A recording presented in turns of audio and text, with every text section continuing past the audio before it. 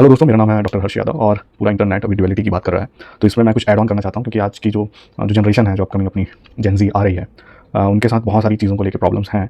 और प्रॉब्लम जायज़ है, कुछ चीज़ें उनकी तरफ से भी गलत हैं और कुछ चीज़ें जो हमारी तरफ से भी बहुत सारी गलतियाँ हैं। तो इसको थोड़ा सा डिस्कस कर लेते हैं हम लोग कि मैं वापस से भगवद गीता का ही रेफरेंस लूँगा। तो जब हम अर्जुन की बात करते हैं तो अर्जुन को आप इस तरीके से देखें कि वो हमारी बॉडी है,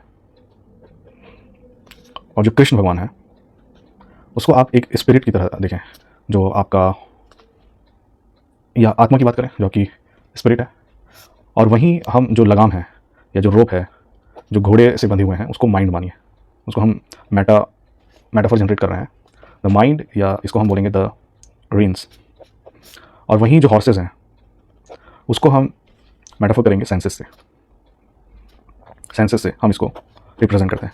तो जो घोड़े हैं वो हमारी जो 5 इंद्रियां हैं उनको रिप्रेजेंट करेंगी, जिससे हम इस पृथ्वी पे जो भी चीज़ें हैं उसको महसूस कर पा रहे हैं, बोल पा रहे हैं, देख पा रहे हैं, सुन पा रहे हैं, टेस्ट कर पा रहे हैं। वो सारी चीज़ें हमारी सेंसेस हैं। जो हमारी आत्मा है और जो हमारा माइंड है, ये माइंड हमेशा उस तरीके से काम करता है जो इसे अच्छा लगता है, या जिसमें भी इसको प्लेजर मिलता है वो उसकी तरफ ही दौड़ा चला जाता है। जैसे शराब पीना हानिकारक होता है स्वास्थ्य के लिए, बट जो प्लेजरेबल लोग हैं उनका माइंड उसी तरफ जाएगा। तो इसको हमेशा हमें काबू में रखना है, लगाम पे लगाना है। ये जिधर जाना चाहता है, अगर हमें उसी तरफ इसे प्रेरित करते हैं तो ये बहुत गड़बड़ कर सकता है। और ये सारी चीज़ें, चाहे हम कृष्णा की बात करें, कृष्ण भगवान की बात करें, या लगाम की बात करें, या अपने सेंसेस की बात करें, ये सब अंदर होते हैं बॉडी के। और बॉडी एक फिजिकल फॉर्म है जो आपको दिख रहा है किसी भी इंसान का। इसलिए बॉडी सवाल करता है अपने मन से, मन या जो स्पिरिट है या आत्मा है उससे वो सवाल कर रहा है जीवन के सत्य के बारे में, अपने एग्जिस्टेंस के बारे में, कि मैं क्यों हूँ, मेरा जीवन का क्या पर्पस है, भाई बहन, सगे संबंध, धर्म, इन सारी बातों की जो सवालें उत्पन्न हो रही हैं वो अपने मन से कर रहा है। माइंड इसको समझने की कोशिश कर रहा है क्योंकि वो लगाम है, वो कंट्रोल कर रहा है, चीज़ों को एनालाइज कर रहा है, ठीक है, सेंसेस से वो सुन रहा है। तो हमेशा यहाँ आता है ऐसा कर्म करना जिसमें आप फल की चिंता ना करें। तो इसका आज के ज़माने पे जितने भी यूथ हैं वो इसका मजाक भी उड़ा सकते हैं। वो कहेंगे कि अगर हम फल की चिंता ही नहीं करें तो हम कर्म कैसे करेंगे। तो यहाँ पास यही कृष्ण जो भगवान है वो हमें समझाना चाह रहे हैं कि हमें निष्काम कर्म करना है, कुछ इस तरीके का कर्म करना है कि हमें बार बार घड़ी देखनी ना पड़े, या हमें वह काम करना है जिस पे हमारा मन लगता है। तो जब आप पैदा होते हो तो आप एक इंडिविजुअल एंटाइटी होते हो, ठीक है। जैसे ही अम्बिलिकल कॉर्ड कटता है, आपका मदर से पहला एक डिटैचमेंट हुआ, you are now a independent individual soul. तो यहाँ पास ये चीज़ मैं इसलिए बताना चाह रहा हूँ कि ड्यूअलिटी की बात में मैं एक तीसरा टर्म शून्य को लेकर आऊँगा। अगर हम शून्य के इस साइड जाते हैं तो मैं इसको +1 कह रहा हूँ, और इस साइड जाते हैं तो इसको मैं -1 से डिनोट कर रहा हूँ। तो ये जो शून्य है ना, यही लाइफ है, यही शिव है, और यही शून्य है। जब गाना सुनते हैं तो ही शून्य तो ही निकाय। तो यहाँ पास मेरा एक पॉइंट जो आपको मैं बताना चाह रहा हूँ ये है कि हमारी पूरी बॉडी की बात करेंगे तो फॉर एन एग्जांपल +1 को मैं अच्छे काम से डिनोट कर रहा हूँ, अच्छा, और -1 को मैं कर रहा हूँ बुरा काम, ठीक है। तो आप पूरे इस अर्थ में या इस यूनिवर्सल में इस ट्रुथ को नकार नहीं सकते कि जो भी एग्जिस्टेंस है उसका एक प्लस पॉइंट भी है और एक माइनस पॉइंट भी है। जैसे अमीरी की बात आएगी तो आपको गरीबी की भी बात करनी ही पड़ेगी। तो हर चीज़ का जो एग्जिस्टेंस है वो रिलेटिव है। बिना अच्छाई के हम बुराई की बात नहीं कर सकते, क्या बुरा है ये हमें नहीं पता चलेगा, और बिना गरीबी की हम अमीरी की भी बात नहीं कर सकते। तो जीवन इसके बैलेंस में है, ना बुराई में है ना अच्छाई में है। तो आप जैसे तमोगुण, रजोगुण, इसके बारे में जब आप पढ़ते हैं आयुर्वेद में, या आपने सुना होगा, तो वो भी पॉजिटिव और नेगेटिव को ही रिप्रेजेंट करता है। तो एज अ पर्सन आप इस डायरेक्शन में भी जा सकते हैं लाइफ के किसी फेज में, इस डायरेक्शन में भी जा सकते हैं। बट जो कृष्णा स्पिरिट है, जो आपका मन है या जो आत्मा है, वो आपको बोलेगा इसको बैलेंस करो, यहाँ लेके आओ। आप इसका हमेशा विरोध करेंगे। अगर आप बुराई की तरफ जा रहे हैं तो जो कृष्णा कॉन्शियसनेस है, जो माइंडफुलनेस है, वो आपको बोलेगा कि इधर आओ।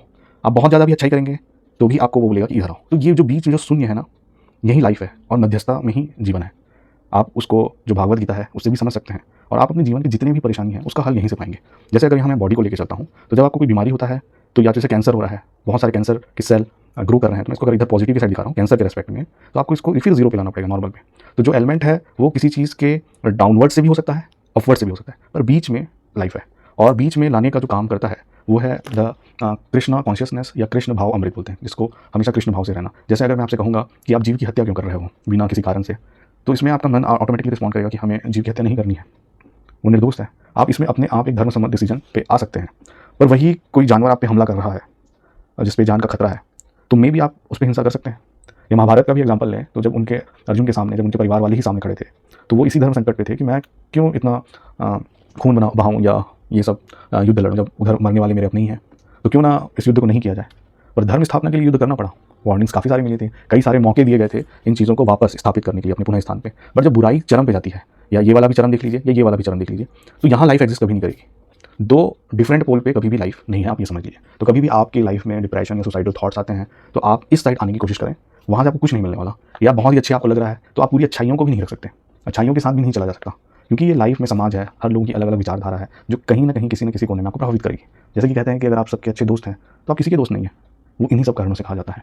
तो आई थिंक कि आपको ये जो मेरा अप्रोच है, जो नई जनरेशन आ रही जो काफ़ी सारी स्ट्रेसफुल कंडीशन में है, नो डाउट समाज में बहुत सारी फ्रीक्वेंट चेंजेस हुए हैं, उस पर कोप अप कर पाना बहुत मुश्किल है, बट हम सब साथ मिलकर इसको सॉल्व कर सकते हैं, बात करके, चीज़ों को डिस्कस करके। सो यही कहूँगा कि the mind and body are viewed in non dualistic terms. याद रखिए, जो माइंड है और बॉडी है, तो ये जो बॉडी है यहाँ मैं दिखा रहा हूँ और ये माइंड है, इसको डुअलिटी में मत देखिए। इसको पूरा, अगर मैं इसको एक करूँ तो ये एक पूरा सिस्टम है। अब इसके बीच आपको समन्वय बैठाना है, और समन्वय तभी बैठेगा जब आपके अंदर आध्यात्मिक ज्ञान भी हो और भौतिक ज्ञान भी हो, क्योंकि जीवन को जीने के लिए आपको चीज़ों की ज़रूरत होती है, अर्थ की ज़रूरत होती है, सभी को ज़रूरत है, चाहे वो सन्यासी हो चाहे वो कोई भी हो, क्योंकि जीवन जीने के लिए तो आपको अर्थ की ज़रूरत पड़ेगी। तो अगर वो जो कह रहे हैं कि मोह माया त्याग दो, तो मोह माया त्यागने का इस तरीके से मतलब नहीं होता। मोह माया एक त्यागने का यहाँ सिंपल सा अर्थ यह है कि आप किसी से अटैच ना हो जाए, चाहे वो आपका सक्सेस हो तो उससे भी अगर आप आसक्ति रखते हैं प्रॉब्लम है, या अगर आप अपने दुख से भी आसक्ति रखते हैं तो भी प्रॉब्लम है। इसलिए प्रेजेंट में रहें, अगर आपके पास जो भी चीज़ें अवेलेबल हैं उसकी कद्र करें और इन्जॉय करें। पीछे जो छूट गया उसका कोई गम नहीं है, आने वाला जो है वो देखा जाएगा। यही लाइफ की फिलॉसफी है, यही कृष्णा भावनामृत है, और यही शिव है, यही शंकर है, यही शिवाय है। तो हर हर महादेव के साथ मैं अपना ये बात को यहीं